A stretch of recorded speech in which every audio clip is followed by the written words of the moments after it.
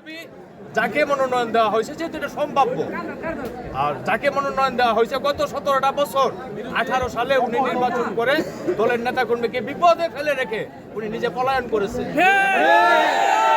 তৎকালীন সরকারের সঙ্গে আতাত করে নিজের অর্থনৈতিক সমৃদ্ধি করেছে। উনি বলতেছেন আমি অব্যাহতি নেই নাই, বিরতি নিছি। যারা বিরতি নেয় তাদের হাতে দল এবং আসন নিরাপদ না।